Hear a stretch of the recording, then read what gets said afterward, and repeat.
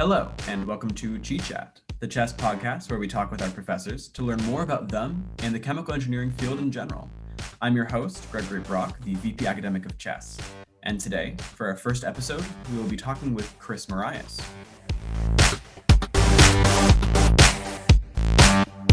Hello, this is the first podcast episode of something we are tentatively calling CHEE CHAT.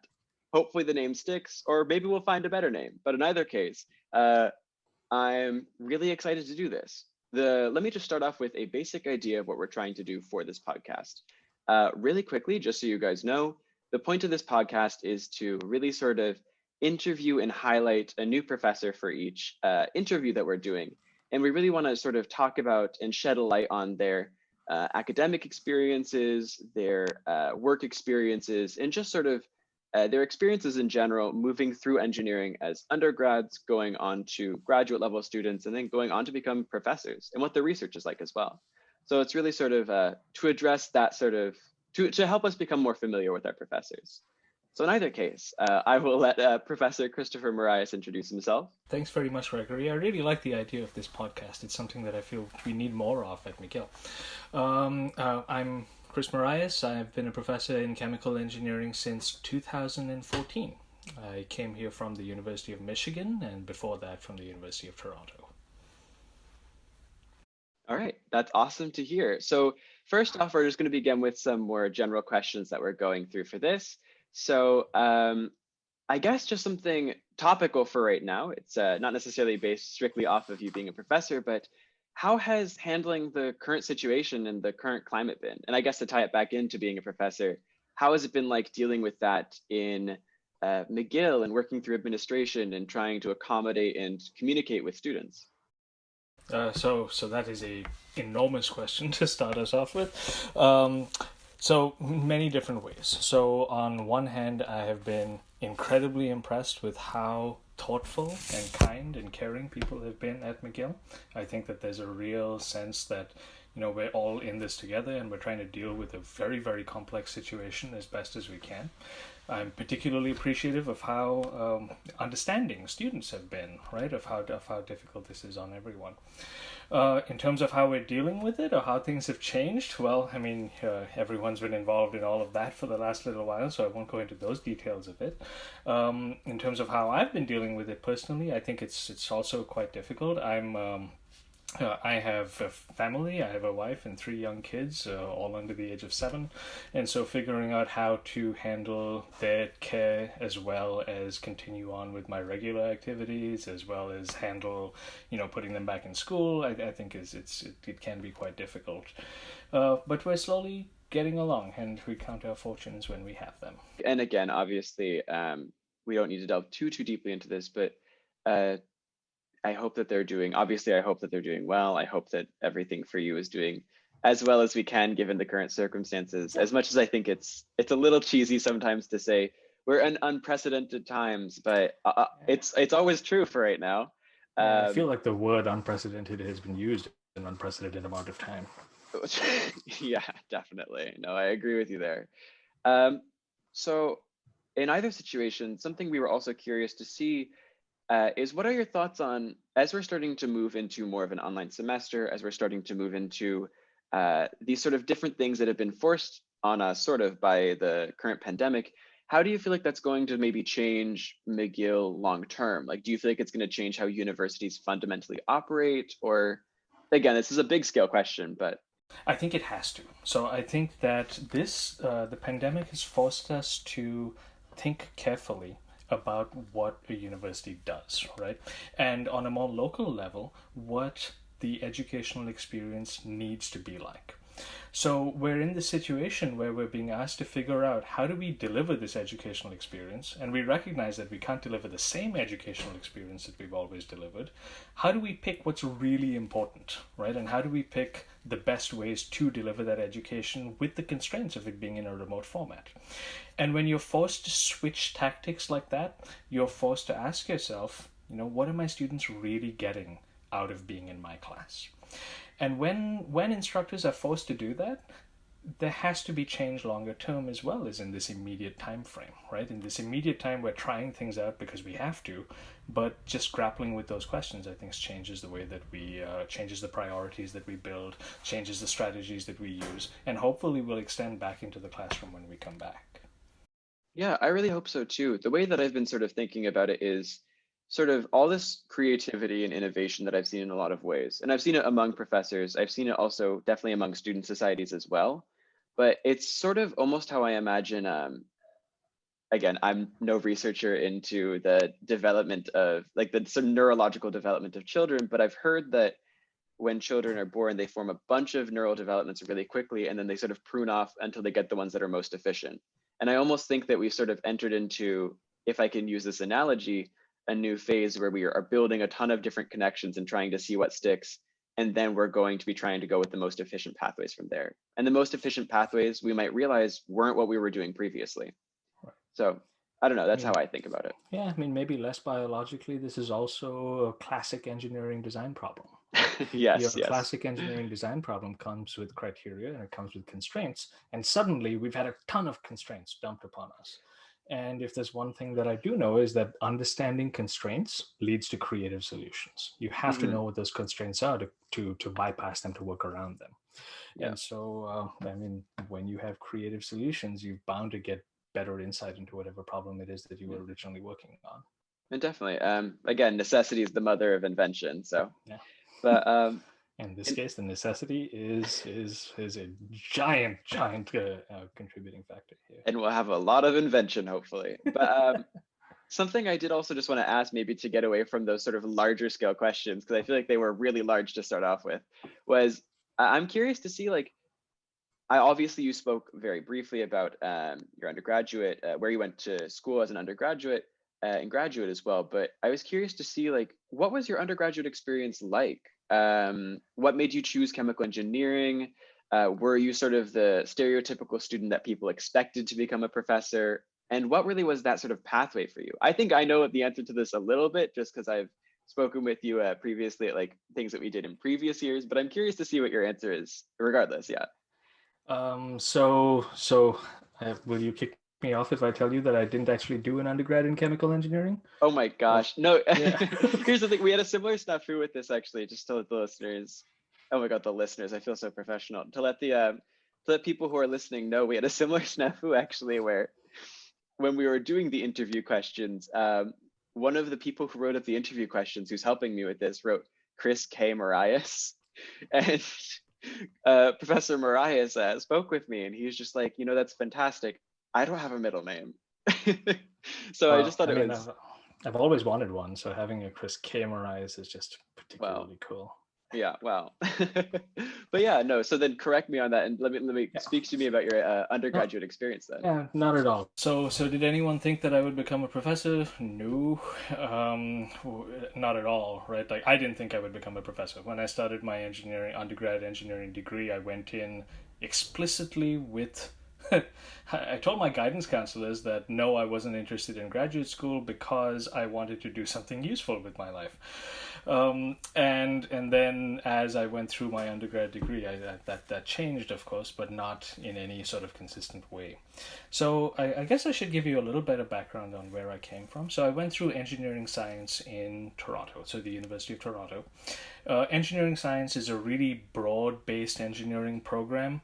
For the first 2 years, we do primarily theoretical engineering that applies to, across the board. You can go into any discipline you want after those first 2 years.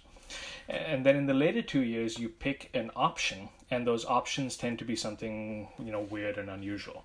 So at the time, biomedical engineering was weird and unusual. It's an option. Nanotechnology was a new and emerging field. It was an option.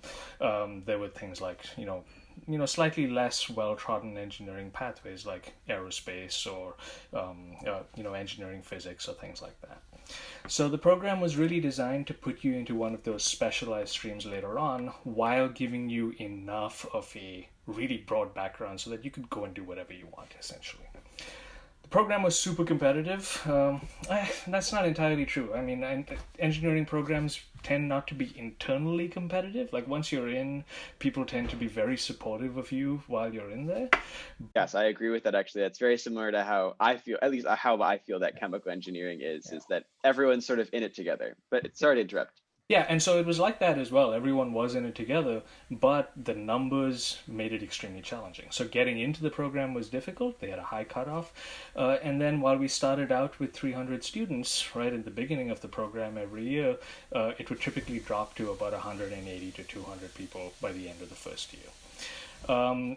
Those people weren't forced to leave by any means. Many of them just decided that they had, they figured out what they wanted to do, and there was no need to do this incredibly broad engineering approach.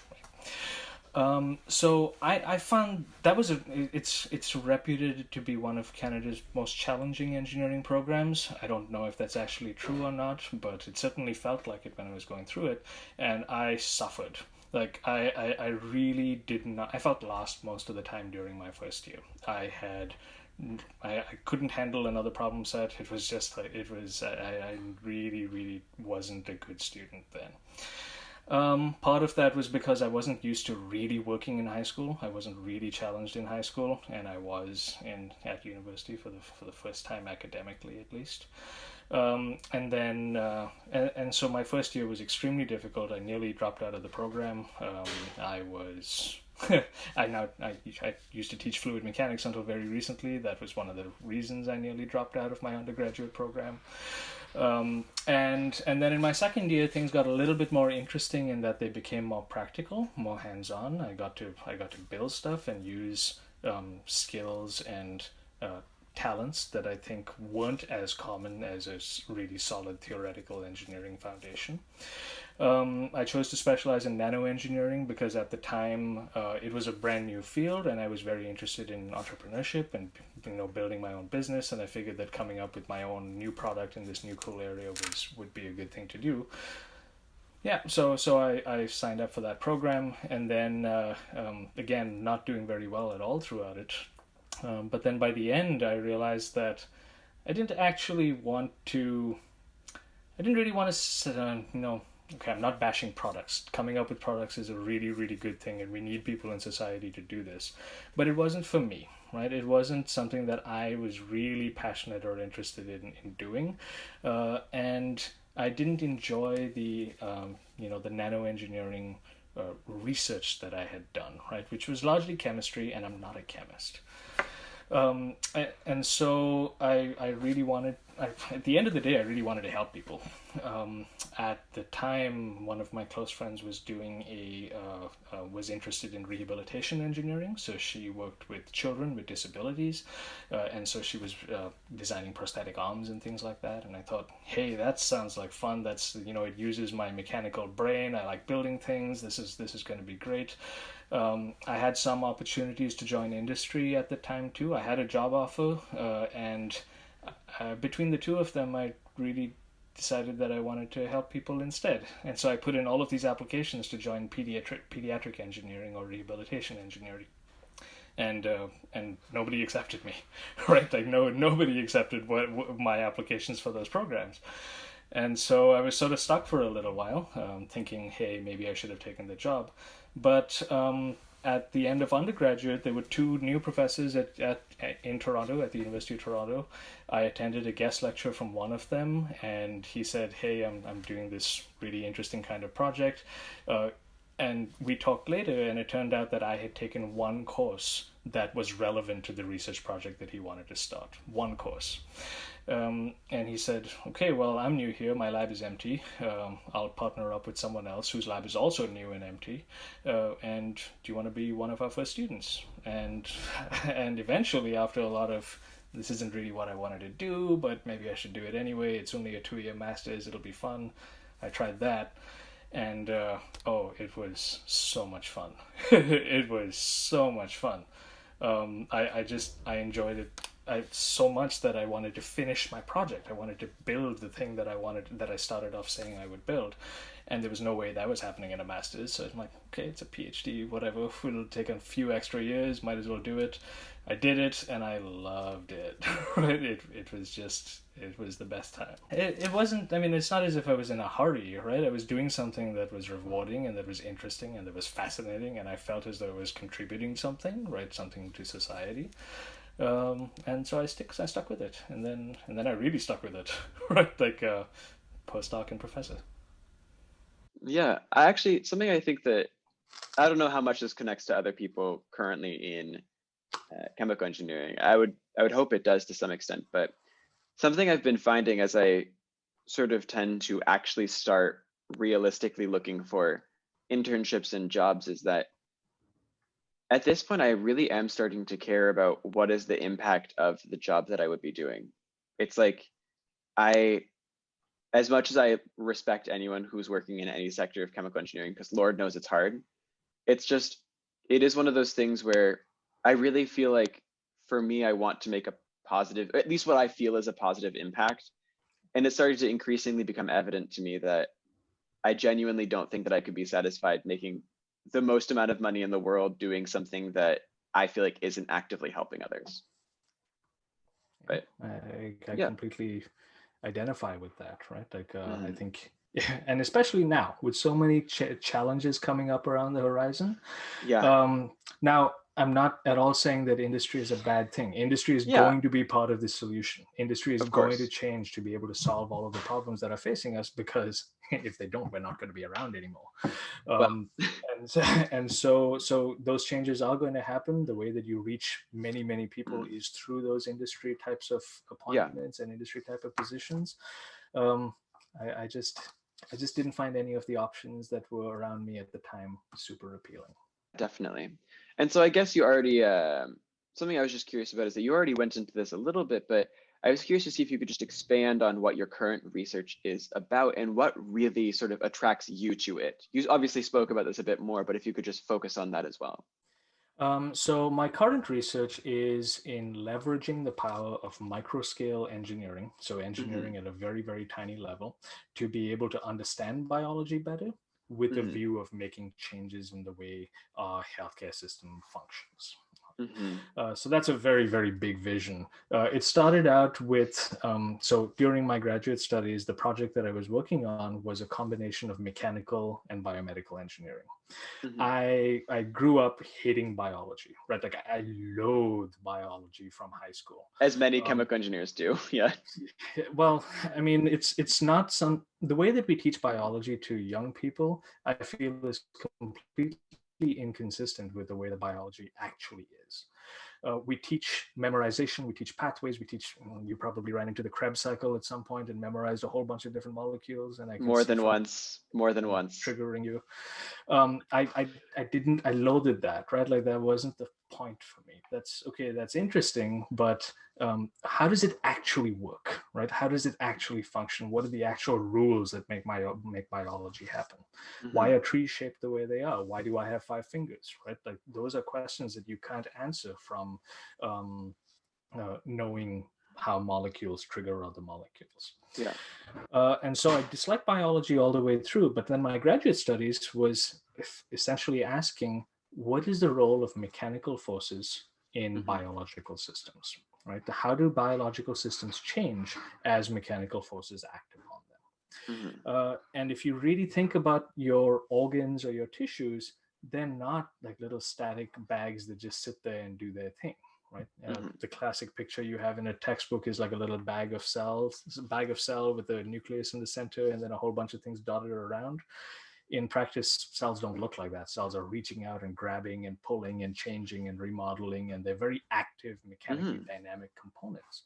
And then if you think about the cells in the body, I used to work with the heart and heart valve leaflets. Think about the heart valve, and the valve is opening and closing very consistently. It'll beat, a very large number of times in your lifetime, and there's no other material in the world that can do that. Right? There's no other material that can survive that kind of opening and closing to those stretches so continuously. It's also exposed to fluid stresses moving past it. So the fluid Hmm. stresses will shear it. That changes the biology. And so the questions that I was asking was, are those mechanical forces important? Do they matter? Do they change the way that we should be thinking about biology? And it turns out, yes, absolutely they are, right? We should not be thinking about biology as a bag of reactants. We should be thinking about biology as these, living agents which interact with their surroundings in a very dynamic, creative sort of way. From there, I went into postdoctoral studies, and my postdoc was largely focused on microscale tissue engineering, where we try and build tiny versions of tissues and understand the engineering basis for building those tiny versions of tissues. And now we integrate the two approaches. Now we say, how do we build microscale tissues to understand the biology better from this interdisciplinary engineering point of view, and how do we leverage that to make changes to the way we treat people or understand how diseases progress. And so what are I guess it's really, as a first comment, I actually wanted to just say I really sort of identify with what you're saying about how we learn biology, because I'm currently doing a biomedical engineering minor, so I'm taking a lot of those biology courses, and hence why I've had to relearn the Krebs cycle and everything else like that so many times over and over again. And it's really kind of frustrating to me in a way, because I mean, not to make kind of a pun of it, but the way we learn biology is really quite sterile. It's very much so. Sorry, that was bad. But but it is really quite sort of, it's very static. It's very much so based off of memorization. And it's kind of annoying to me, because we are talking about, well, first of all, we're talking about systems where even for a lot of the fundamental components, we still don't fully understand what is happening. Like photosynthesis is something where it's like such an incredibly complex process that may involve electrons with following some sort of quantum mechanics which optimizes it.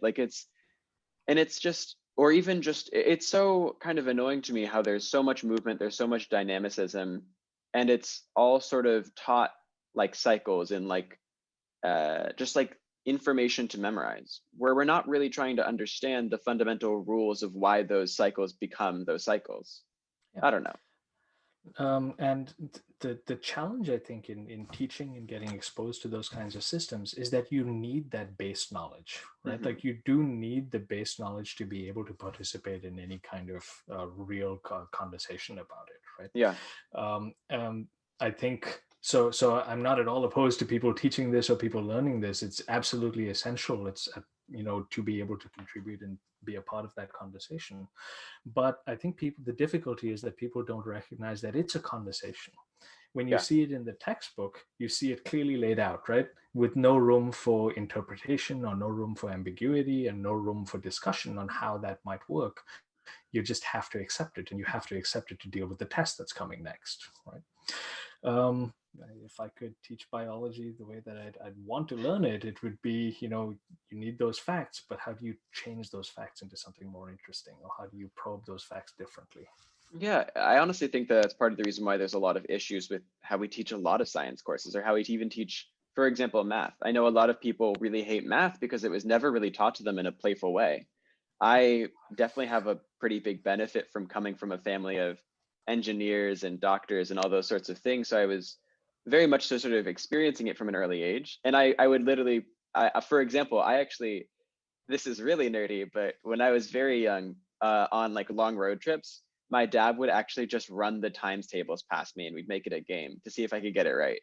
And at one point I memorized like solidly up to like the 30 times 30 times table or something to that effect. Okay.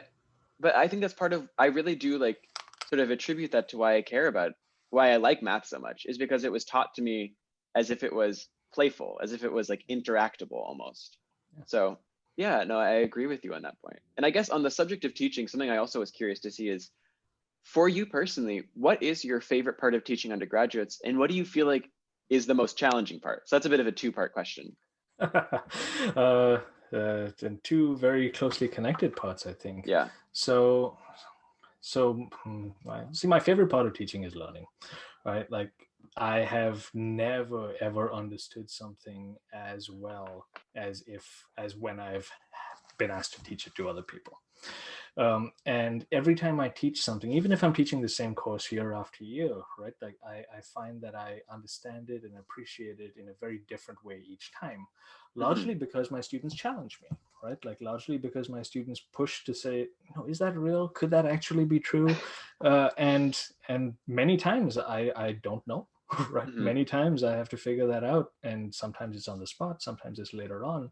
But I really enjoy that challenge of being Yeah. able to figure out and rebuild and relearn the material every year. Sorry, what was the second part of that question? Oh, so what do you find to be the hardest aspect of teaching? The hardest aspect of teaching. The hardest aspect of teaching is dealing with a educational and a social system that needs grades. And the grades are used as both a stick and as a carrot, right? So I think that dealing with that, that belief system that we've built up all of our platforms on, I find that to be the most challenging. Yeah. I don't think we should get rid of it. It has value. It has, it's needed for many, many things. And so many people make decisions based on it that we shouldn't, just throw it out the window. But I do find that part the most challenging and the most frustrating part about being a teacher. I can definitely tell from the perspective of a student, it can sometimes be a really upsetting experience to, for example, one class that I'm taking right now is, I think it's very uncommon in general, but I'm actually taking a course that's not required for chemical engineering and a course that's not required for my minor. And I'm just taking it. And for McGill, for chemical engineering at McGill, that becomes very challenging because of the course credit requirements. But I'm sort of just, it's Comp 250, which is just, I'm learning Java in that class just because I want to. But it's one of those things where it is a struggle because I have to weigh to myself, if I do pass fail in this class, does that suddenly mean that learning the material of this class is now less worthwhile to me than learning the material of my other classes? And in sort of a very, almost like, not cold-hearted, like that's not the word, but like in a very factual, objective way, in some ways, it is a strategically poor decision to focus on that class when I have other classes that I can't take pass fail that I need to do. So it's one of those things where I think it's also a stress that students face, and it can be kind of upsetting in a way because it does shape our education and how we pursue our education a lot. I completely agree. Right now, at the same time, to argue against myself, right, the benefit.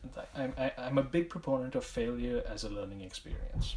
Right, like if you never, every learning experience has some intrinsic component of failure built into it.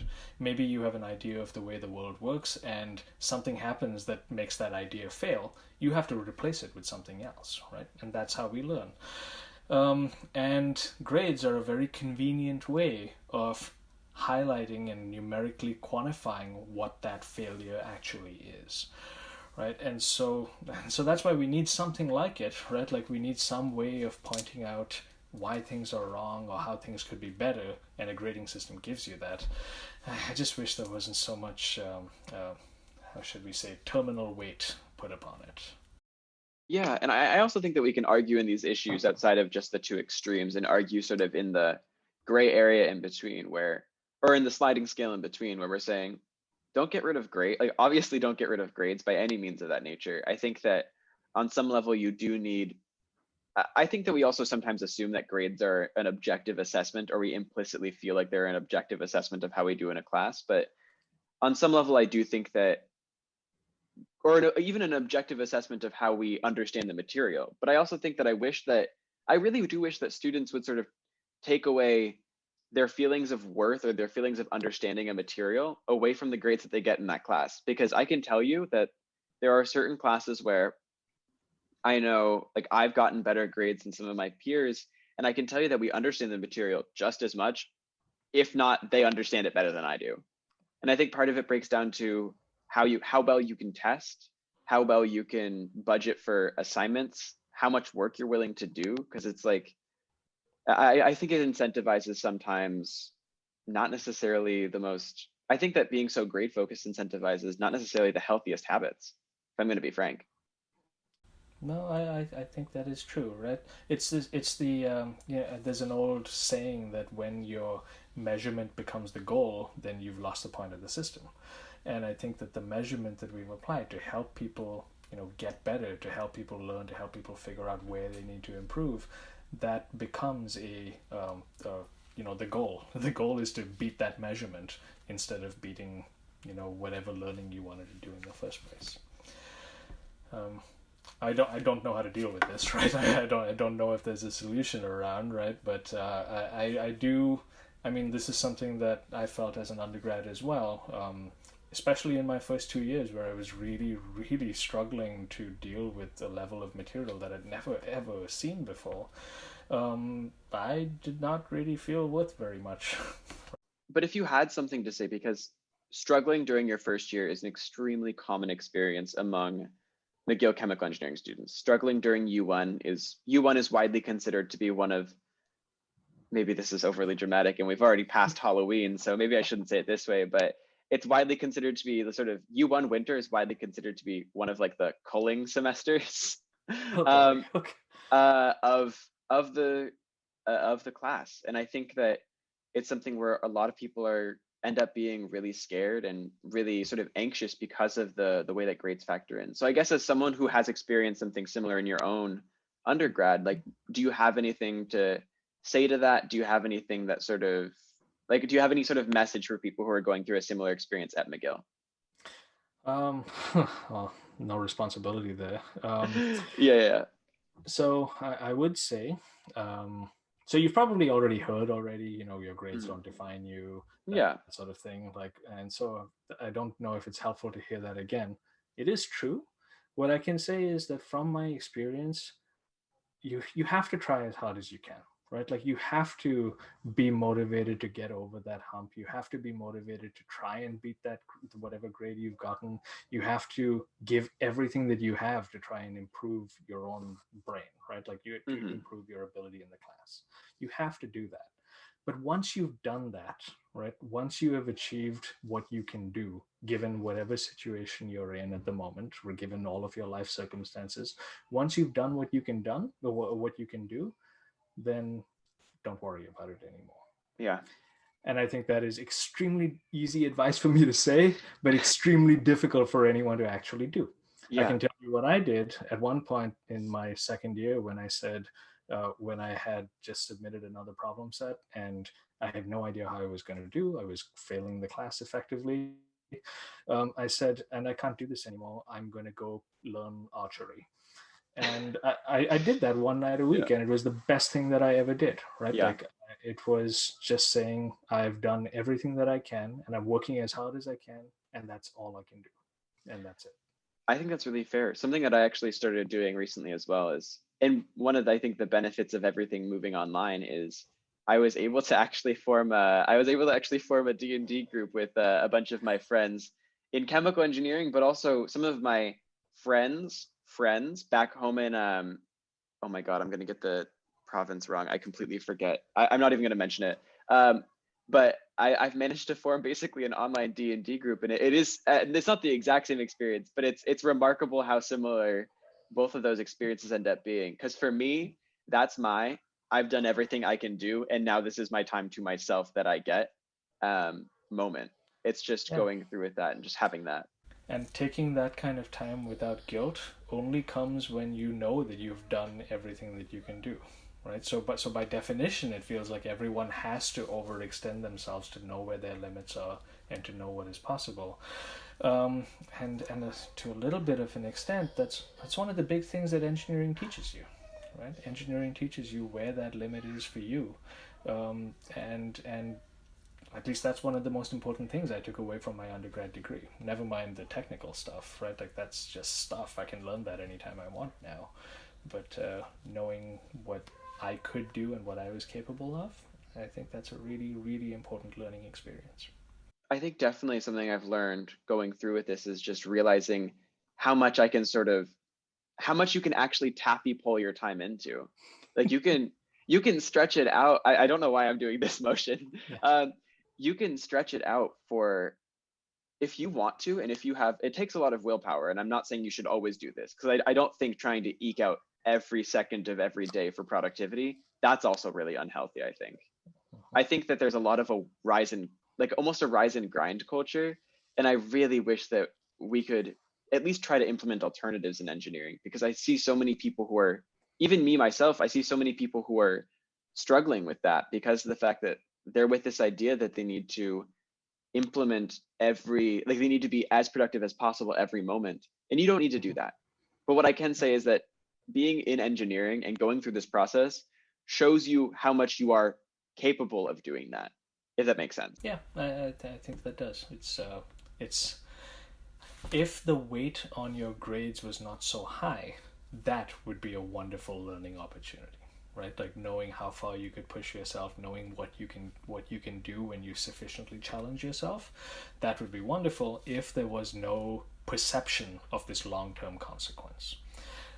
Now again, I'm only one sample, right? So n equals 1 for those who've taken data analysis. In my case, I can tell you that my grades at the undergrad level didn't follow me after graduate study, until, you know, I got into grad school and I had a good enough grade to get into grad school. And after that, I don't think anyone cared about my grades anymore.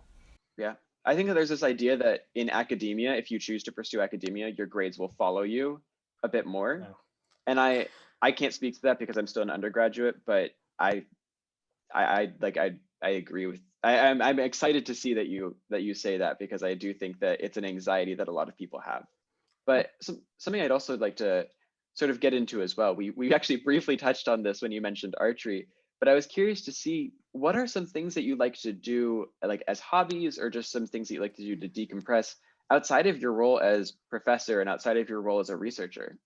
So this is a tough question at the moment, because I think my kids are at an age where they pretty much take up every hour that I'm not working. And so my hobby is my kids at the moment, right? Like they really, they ground me, right? Like they're very, very good at bringing me back to what's important. Keeping you humble. Yeah, well, that's pretty much every aspect of my job keeps me humble, right? I mean, honestly, being a researcher means feeling stupid all the time, right? Like nothing ever works the way that I expect it to work. Nothing ever behaves the way that I think it will, and every time I change that, right? So I think every aspect of life keeps me humble. I guess that's a brag too, isn't it? Yeah. Otherwise, hobbies. I used to read a lot, but like science fiction was my real go-to for that kind of thing. Oh, who are some of your favorite authors? No, I have a ton, right? Like, so science fiction and fantasy, the sort of like the combination of the genres. Yeah, so I've really enjoyed reading, like earlier on, I really enjoyed Orson Scott Card, Ursula Le Guin. She was really, really impressive to read. Terry Pratchett is perhaps one of my most favorite humorous people. Spider Robinson has always been excellent. I don't know, the list goes on. I got a big shelf of these. To get back into specifically what we're doing, I guess what I was curious to see is going back more towards your research. A lot of what you do deals with, correct me if I'm wrong, but a lot of what you do, from what I've read, deals with things of the sort of microenvironment of cells, dealing with the mechanics of it, dealing with the fluid stress. So, I'm curious to see how the chemical engineering aspect of it comes in, because I feel like for a lot of students, chemical engineering can seem very abstract, so it might be nice to tie it in specifically to what you're doing with research. But also, if you wouldn't mind just explaining more about what exactly that microenvironment looks like and what exactly are like the specific tests that you're running, at least right now, for it. So okay, let me see. So there's I guess there's two aspects to that. So first off, what does this have to do with chemical engineering? Chemical engineering, I think, is it really should be named process engineering, right? We had that discussion. Yeah. I feel like chemical engineering teaches people how to think about going from one thing to another, and that's a very different skill set than thinking about how to build something that's structurally stable, right? Or build an electric circuit that functions, right? Or control the flow of electrons, or figure out software programming, right? Thinking about how to take something from somewhere to something else, thinking about the process in between those 2 points, that to me is the core nature of chemical engineering. What we're trying to do in the lab is we're trying to take cells and understand what it's going to take to get them from individual cells to functioning healthy tissues. Or how do you take disease tissues and get them to go back from based on the activity of cells within them, how do you get them to achieve this healthy type of phenotype? That is essentially a classically chemical engineering process, I think, right? Understanding all of those factors. And that brings us to cellular microenvironment design. If we think about cells as not just being bags where they sense chemicals and that's it, if you think about them as interacting with their surroundings in a really complex, dynamic way, that opens up a whole bunch of possibilities for the process parameters that affect how cells go from one state to another. Cells respond to virtually everything, it feels like, right? So they respond to oxygen levels in the environment, they respond to topography that surrounds them, they respond to mechanical stiffness of their surroundings, they respond to mechanical fluidity of their surroundings, they respond to on top of all of those things, they respond to chemicals and drugs and things that conventional biologists will usually test. Yeah. So how do we then take a cell out of the body or out of a tissue or out of an organ and grow it in a way where we can see it behave in a realistic kind of way? We have to recreate all of those processes, all of the things that it would see in the body to allow us to, get up close and personal to that cell. So we're doing that in 2 different ways in the lab. One is we're a microscale tissue engineering lab, so we use microfluidics and we use biomaterial design to control those parameters around cells as they develop. So if we want to turn a cell into a really representative cancer tumor, we build all the technologies that allow us to teach the cell what it needs to do to go from state A to state B. That's one aspect of the lab, and we apply that aspect towards better differentiation of pancreatic cells from mesenchymal stem cells. We look at what it takes a placenta to form in the body, right? How does the placenta develop, and what are the processes that allow us to replicate that placental development process outside of the body?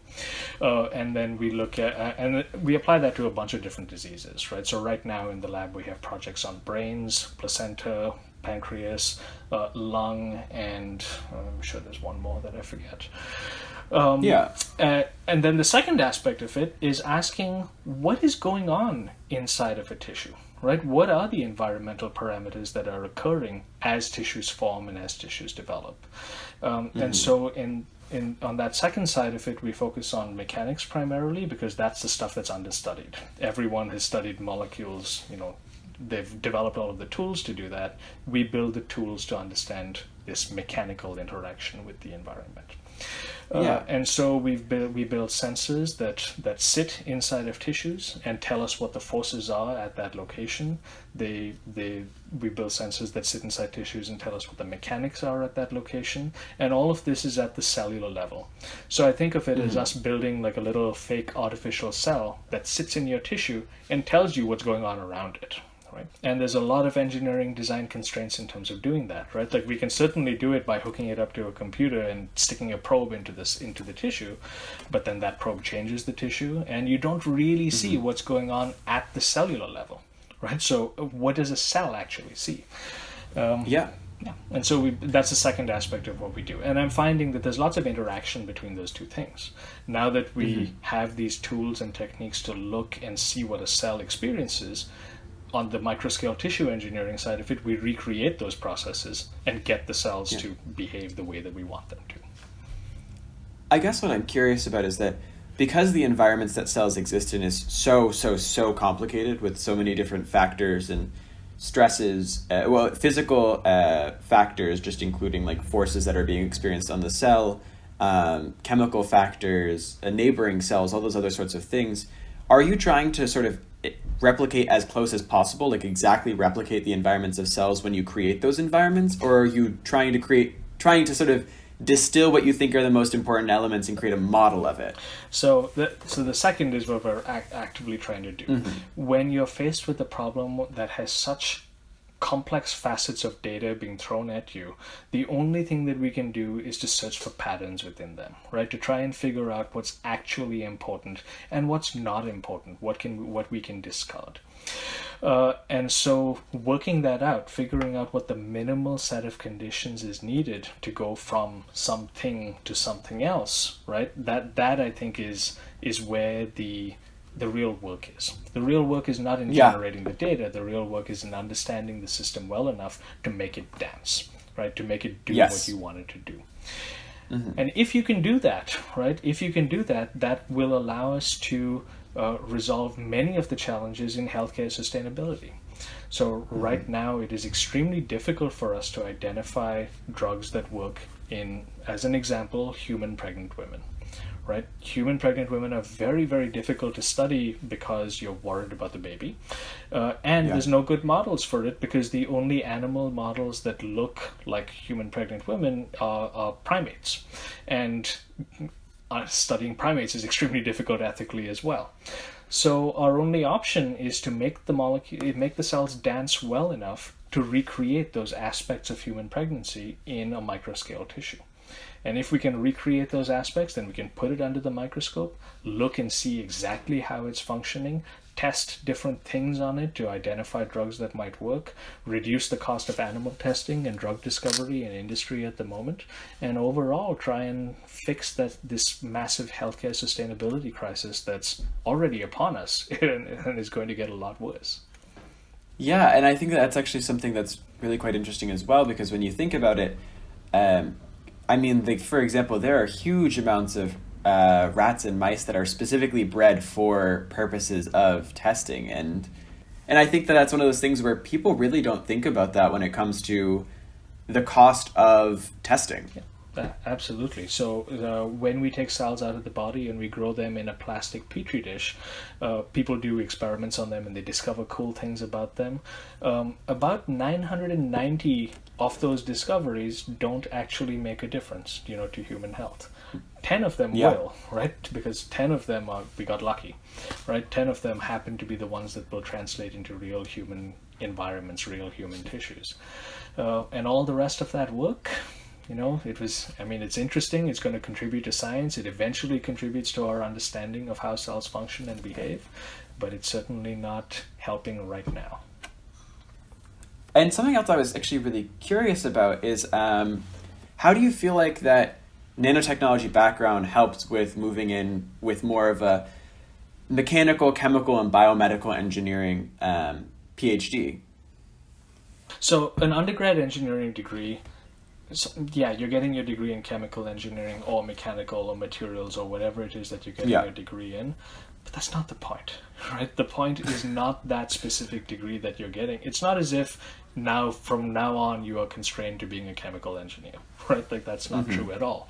An undergraduate engineering degree teaches you to think. It teaches you to understand criteria, to understand constraints, to figure out processes well enough that you can then apply your imagination and creativity to do something with, right? To make it better. That is true across all engineering disciplines, and that is a practice, that is a process that requires you to focus on something at the start, right? So in your case, you've chosen to focus on chemical engineering. You're using chemical engineering as a playground to develop all of those really important tools and skills. And that's really what I did take away from my undergraduate program, right? Like, once I finished it, I knew to go and solve a problem.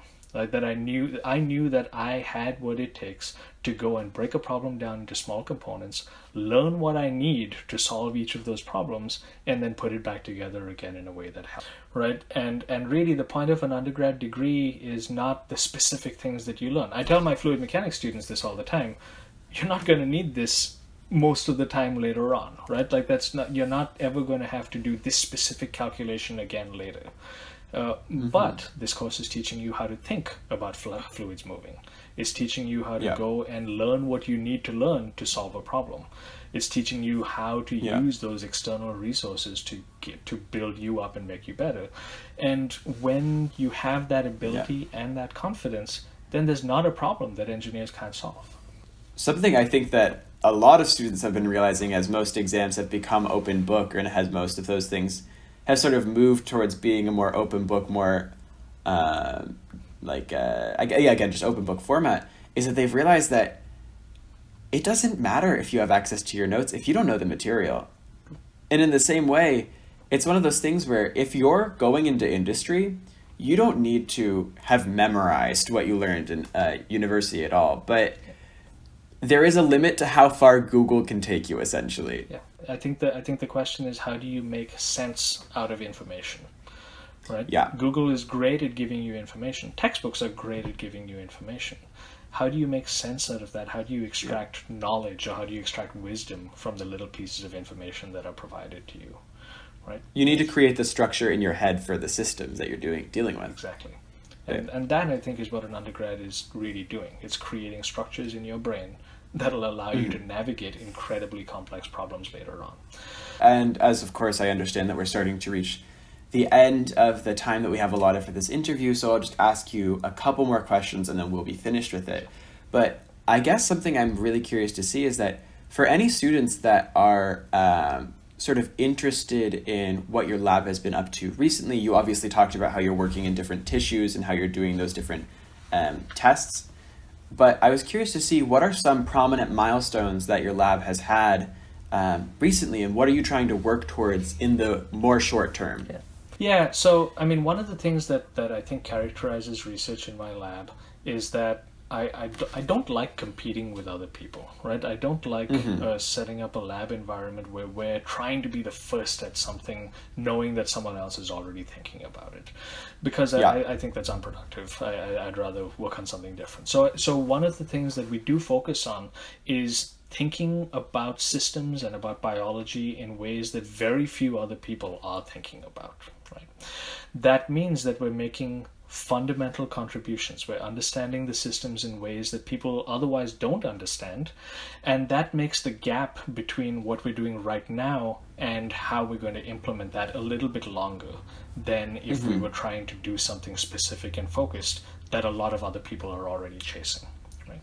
I think that this is one of the functions of university and society, to be thinking slightly longer term than the people who want to make a difference right now. So I try and chase that. And so our immediate applications do tend to be a little bit further ahead, right? Like they do tend to be a little bit down the line from what's going to happen tomorrow. That being said, there are a couple of things that we've found in the lab that I think are very exciting for something that's a lot more rapid and has a higher turnaround. So I mentioned those little sensors that sit inside of tissues and tell us what mechanical forces look, or what mechanical stiffness looks like. We recently put them into cancer tumors, and we put them into early stage breast cancer tumors and late stage breast cancer tumors. Breast cancers, if they are benign, if they are stable, if they are quiescent, people can live with them for 25, 30 years without an issue. Right? It's only when they become invasive and they invade into the system and form secondary sites, that's when the disease becomes dangerous. So understanding when that's going to happen, understanding when it's going to transition from a quiescent stage to a metastatic stage, I think is crucially important to decide when people should be treated, or when people should have aggressive therapies to prevent that outcome. What we found when we put our little sensors into tumors is that a really quiescent tumor will be quite uniformly soft, right? Like generally quite soft and squishy on the inside. When we put them into invasive tumors, there are small sites where the stiffness is extremely high, like higher than anything expected in a soft kind of tissue environment. And we're talking like 2 orders of magnitude stiffer than otherwise. So that's huge and unexpected, right? We were not expecting to see those kinds of values. And it seems from our experiments in different systems, this seems to be a consistent phenotype. It's something that shows up in all of our studies. So my next question now is, well, can we see this in actual clinical kind of work? Can we analyze breast tissue samples and use them to predict whether patients should be treated right now or whether we should wait and see?